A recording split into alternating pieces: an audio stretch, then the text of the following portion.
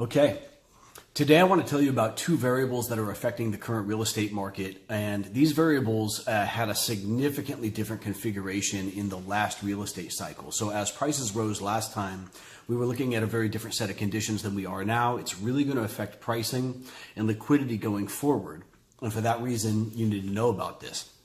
The two variables are the lack of bad loans in the market right now, and also the lack of construction that's going on, that has been going on.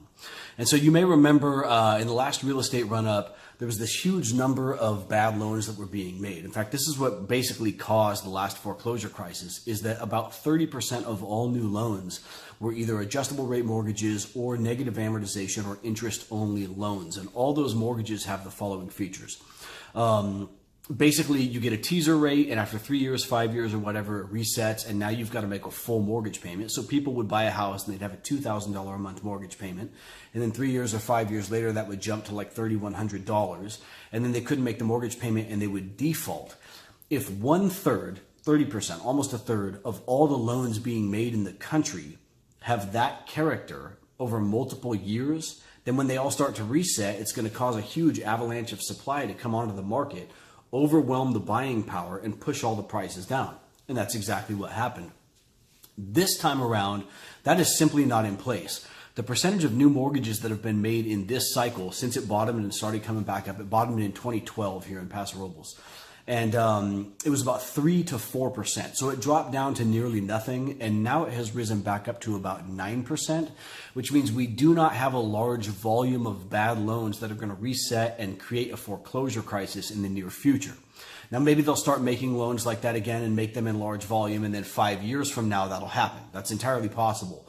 But right now, that set of conditions is currently not in place. The second variable I want to talk about is the lack of construction. We were building 1.2 to 1.6 million new single-family homes annually in the United States during the last real estate upcycle, okay? And then after it all crashed, that dropped all the way down to about 500,000, even less than 500,000 annually, and continued like that for 9 years. And now it just rose up to about 900,000. And what that means is that the population has been growing, but the number of roof lines, the number of housing units out there has not been growing to match. And the same is actually true with apartment buildings as well, which is part of what's driving rental prices so crazy right now here in California. But what this means is that in the last downturn, you had all these developers that had built all these big tracts of these, they called them McMansions. Remember, they were like 2,700 square foot houses, 3-car garages. And there were situations in like San Bernardino, Phoenix, and Las Vegas where developers had built entire tracts, 400, 500, 600 of these things, sold like 24 of them. And then the crash happened and all this extra supply was just sitting there. Vacant houses, homeless people were moving in, crackheads were stripping all the copper out of some of these units. It was an absolute mess. And those developers all went bankrupt, which is why not that much got built in the last decade. And so what we have is a situation where really we actually need a housing boom. We actually need a big construction boom to happen right now in order to turn prices around and drive them back down.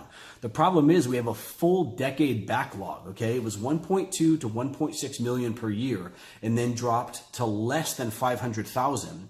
And only just in the last year came back up to 900,000 on an annualized basis. That means they have to build like gangbusters. They have to build well above that 1.2 to 1.6 million per year rate for multiple years. And what this means is that there is no source of supply to bring a large volume of new houses onto the market to overwhelm the buyers and the buying pressure and to push the prices down.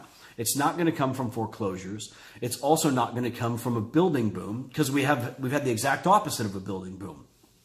So what's going to happen is prices are going to continue to rise and continue to rise and continue to rise. And even as interest rates rise, the supply is simply not going to be there. And what it means is we are not going to see the end of this up part of the real estate cycle for multiple years. I think we have at least 36 months of more up before this thing turns around. And honestly, it could be 48 or 60 or more. It's hard to project 5 years out. You can't really know. But the reality is there simply is no source of volume to be dumped onto the market that could possibly overwhelm the buying pressure and push things down. And so rising interest rates is going to have an effect on affordability, and it may drag on the market in terms of the slope in which it rises. But what it's not going to do is produce a situation where housing prices come down.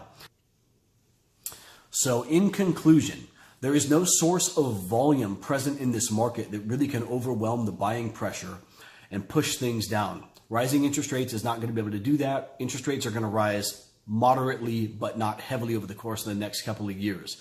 And so if you're looking to sell right now, it's a good time. If you're looking to sell and move out of state right now, it's a good time. If you're looking to buy, affordability is definitely pinched, but unfortunately it's going to get worse before it gets better.